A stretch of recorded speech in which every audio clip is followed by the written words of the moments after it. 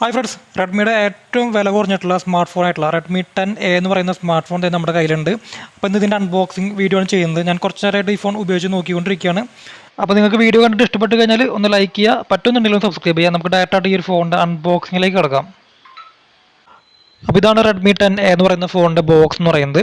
ബോക്സിന് ഇവിടെ model name കൊടുത്തിട്ടുണ്ട്. താഴെ octa-core പ്രോസസ്സർ, 5000 mAh ബാറ്ററി, പിന്നെ അതുപോലെ ഫോണിൻ്റെ ബാക്ക് സൈഡിൽ ഇത്തരത്തിൽ മെയ്ഡ് ഇൻ ഇന്ത്യ പ്രൊഡക്റ്റ് ആണ്. പിന്നെ 5000 mAh battery, 10 what fast charging, finger print scanner ഉണ്ട്. പിന്നെ ഈ ഫോണിനെ കുറിച്ചുള്ള ഒരുവിധം എല്ലാ കാര്യങ്ങളും ഈ ഒരു ഫോണിൻ്റെ ബോക്സിൻ്റെ ബാക്ക് സൈഡിൽ ചെയ്തിട്ടുണ്ട്. ഇതിൻ്റെ MRP 12,000 വരുന്നുണ്ട്. MRP അത്ര ഉണ്ടെങ്കിൽ കൂടി ഇതിൻ്റെ ഫോൺ റേറ്റ് എന്ന് പറയുന്നത്, ഇപ്പോൾ നമ്മൾ എടുക്കുന്ന phone 4GB RAM 64GB variant ആണ്. ഇതിൻ്റെ റേറ്റ് 9,500 രൂപ ആ ഒരു പ്രൈസ് റേഞ്ച് വരുന്നുണ്ട് കേട്ടോ. അപ്പോൾ ഈ ഒരു ഫോണിനെ കുറിച്ചുള്ള ഒരുവിധം എല്ലാ കാര്യങ്ങളും ഈ ഒരു ബോക്സുമേ ഇവർ ഓൾറെഡി എഴുതിയിട്ടുണ്ട്. അപ്പോൾ നമുക്ക് വേറെ വായിക്കേണ്ട ആവശ്യമില്ല. അപ്പോൾ ഇതൊക്കെയാണ് ഈ ഫോണിൻ്റെ ബോക്സ് എന്ന് പറയുന്നത്. നമുക്ക് ഈ ഫോണിൻ്റെ കൂടെ ഒരു 10 വാട്ടിൻ്റെ ഒരു ഫാസ്റ്റ് ചാർജർ കിട്ടുന്നുണ്ട്. ഫാസ്റ്റ് ചാർജർ ഒന്നല്ല, നോർമൽ ചാർജറാണ്. പിന്നെ ഒരു മൈക്രോ USB ചാർജിങ് കേബിൾ കിട്ടുന്നുണ്ട്. Type C അല്ല, മൈക്രോ USB ആണ് കേട്ടോ. അപ്പോൾ ഇതാണ് റെഡ്മി 10A എന്ന് പറയുന്ന ഫോണിൻ്റെ ഒരു ഡിസൈൻ എന്ന് പറയുന്നത്. തൊട്ട് മുൻപത്തെ റെഡ്മിയുടെ എന്താ പറയുക, Redmi 9, Redmi 9C, Redmi 9 sport ഫോണിനകത്ത് കണ്ടിട്ടുള്ള ആ സെയിം ഒരു ഡയമെൻഷൻ തന്നെ വന്നിട്ടുള്ളത്. വേറെ വലിയ കാര്യമായിട്ടുള്ള മാറ്റങ്ങളൊന്നും ഇവിടെ കാണുന്നില്ല. ഡിസൈനിൽ ഒരു ക്യാമറ മൊഡ്യൂളിൻ്റെ ഭാഗത്തൊക്കെ മാറ്റം കൊണ്ടുവന്നിട്ടുണ്ടെന്നല്ലാതെ ഡിസൈനും ഡയമെൻഷനും ഒക്കെ സെയിം ആണ്, എല്ലാം സെയിം ആണ്. അതായത് റെഡ്മിയുടെ 9A എന്ന് പറയുന്ന ഏറ്റവും റേറ്റ് കുറഞ്ഞ ഒരു ഫോണിൻ്റെ ഒരു അപ്ഡേറ്റ് നിലയ്ക്ക് ഇറങ്ങിയിട്ടുള്ള ഫോൺ എന്ന നിലയ്ക്ക് കൺസിഡർ ചെയ്യുമ്പോൾ കുഴപ്പമില്ലെന്ന് പറയാം. തൊട്ട് മുൻപ് കണ്ടിട്ടുള്ള അതേ സെയിം ഒരു ഡിസൈൻ പോക്കോ C31, അതുപോലെ റെഡ്മി 9 സ്പോർട്ടിലൊക്കെ കണ്ടിട്ടുള്ള സെയിം ഡയമെൻഷനിൽ ഇറങ്ങുന്ന ഫോണാണ്. അപ്പോൾ അതുകൊണ്ട് തന്നെ ബാക്ക് പോച്ചും സ്ക്രീൻ ഗ്ലാസും എല്ലാതും അതിൻ്റെ തന്നെ സെയിം ആയിരിക്കും. അതുകൊണ്ട് അതിനൊന്നും അവൈലബിലിറ്റിക്ക് ക്ഷാമം വരില്ല. അത്യാവശ്യം തിക്നെസ് ഉള്ള ഒരു ഫോണാണ്, കുറച്ച് വെയിറ്റ് ഉണ്ട്. 5000 mAh ബാറ്ററി ഉള്ളതുകൊണ്ടായിരിക്കാം നല്ലൊരു ബിൽഡ് ക്വാളിറ്റി ഉണ്ട്. കയ്യിൽ പിടിക്കുമ്പോൾ തന്നെ നല്ലൊരു ക്വാളിറ്റി ഉള്ള ഫോണാണ് നമുക്ക് ഫീൽ ചെയ്യുന്നുണ്ട്. താഴെ നോക്കുമ്പോൾ നമുക്ക് സ്പീക്കറിൻ്റെ ഗ്രില്ലുകൾ കാണാം. പിന്നെ മൈക്രോ USB ചാർജിങ് പോർട്ട് വരുന്നുണ്ട്, മൈക്രോഫോണിൻ്റെ ഹോൾ വരുന്നുണ്ട്. ഇതൊക്കെ തൊട്ട് മുൻപത്തെ റെഡ്മി 9ലും ഒക്കെ കണ്ടിട്ടുള്ള അത് സെയിം ഒരു ഡിസൈൻ തന്നെ ഇവിടെ വന്നിട്ടുള്ളത് കേട്ടോ. കളറിലൊക്കെ ചെറിയ മാറ്റം വന്നിട്ടുണ്ടെന്നല്ലാതെ വേറെ ഡിസൈനിലൊന്നും വേറെ കാര്യമായിട്ടുള്ള മാറ്റങ്ങളൊന്നും വന്നിട്ടില്ല. അപ്പോൾ ഇതാണ് റെഡ്മി 10A എന്ന് പറയുന്ന സ്മാർട്ട് ഫോൺ. ഓൺ ആകുമ്പോൾ കാണുന്ന ഇതിൻ്റെ ഹോം സ്ക്രീൻ എന്ന് പറയുന്നത് വളരെ വലിയ ഫോണാണ്. അതുപോലെ തന്നെ വളരെ നല്ല കളർഫുൾ ആയിട്ടുള്ള സ്ക്രീനൊക്കെ വരുന്നുണ്ട്. ഡിസ്പ്ലേ ഫുൾ HD ഒന്നുമില്ല, വെറും HD ഡിസ്പ്ലേ വരുന്നത്. 6.53 ഇഞ്ചിൻ്റെ, അതും സെയിം തൊട്ട് മുൻപ് ഇറങ്ങിയിട്ടുള്ള അത് സെയിം ഒരു ഡിസ്പ്ലേ തന്നെ കൊടുക്കുന്നത്. പിന്നെ ഇതിന് മുകളിൽ ഗോറില്ല ഗ്ലാസിൻ്റെ പ്രൊട്ടക്ഷനൊന്നും വരുന്നില്ല. ഞാൻ അതുകൊണ്ട് തന്നെ അതിൻ്റെ മുകളിൽ ഓൾറെഡി ഒരു ഗ്ലാസ് അപ്ലൈ ചെയ്തിട്ടുണ്ട്.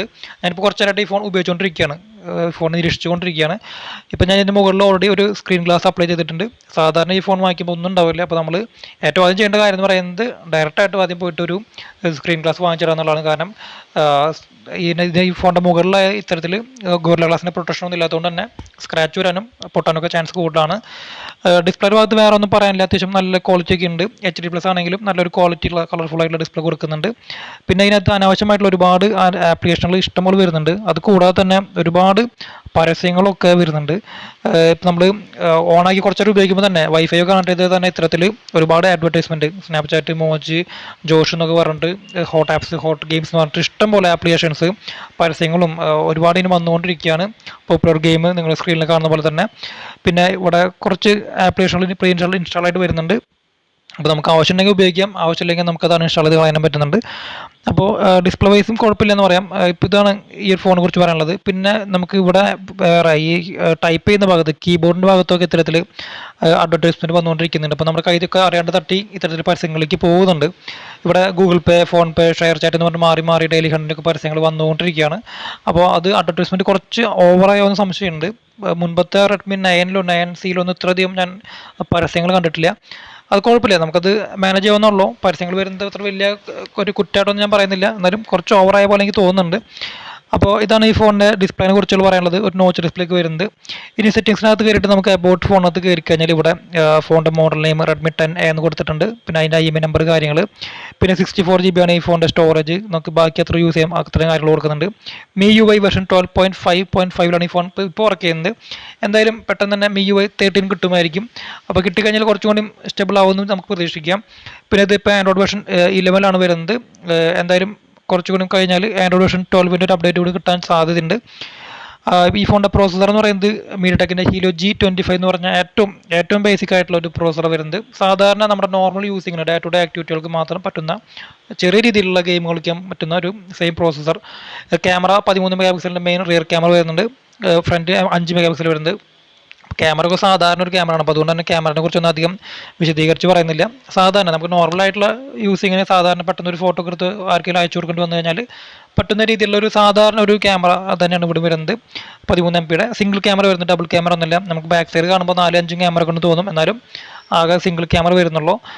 ഫ്രണ്ട് 5 MP, അതും ഡീസൻ്റ് ആയിട്ടുള്ള സാധാരണ ഒരു നോർമൽ ആയിട്ടുള്ള ഒരു ഫ്രണ്ട് ക്യാമറ വരുന്നുണ്ട്. അപ്പോൾ ഇതൊക്കെയാണ് ഈ ഒരു ഫോണിനെ കുറിച്ചുള്ള മൊത്തത്തിൽ എൻ്റെ ഒരു അഭിപ്രായം എന്ന് പറയുന്നത്. കുഴപ്പമില്ല, നല്ലൊരു കാണാൻ നല്ലൊരു ഭംഗിയുണ്ട്. പിന്നെ ഒരു 10,000 രൂപയ്ക്ക് താഴെ പ്രൈസ് റേഞ്ച് വെച്ച് നോക്കുമ്പോൾ നമുക്ക് കൺസിഡർ ചെയ്യാം. നിങ്ങൾക്ക് ഇതിപ്പോൾ ഈ ഞാൻ അൺബോക്സ് ചെയ്യുന്നത് 4GB RAM 64GB വേരിയൻ്റ് ആണ്. ഇതിൻ്റെ റേറ്റ് 9,500 വരുന്നുണ്ട്. വേണമെന്നുണ്ടെങ്കിൽ ഒരു 1000 രൂപ കൂട്ടിയിട്ട് റെഡ്മി 10 എന്ന് പറഞ്ഞ ഫോണുണ്ട്, തൊട്ട് മുകളിലത്തെ മോഡൽ, അത് എടുക്കുന്നതായിരിക്കും കുറച്ചുകൂടി നല്ലത്. അപ്പോൾ സ്നാപ്ഡ്രാഗൺ ചിപ്സെറ്റ് ഒക്കെ കിട്ടും. അപ്പോൾ എന്താണ് ഈ ഫോണിനെ കുറിച്ചുള്ള നിങ്ങളുടെ അഭിപ്രായം താഴെ കമൻറ്റ് ചെയ്യുക. മറ്റൊരു വീഡിയോ വരുന്നത്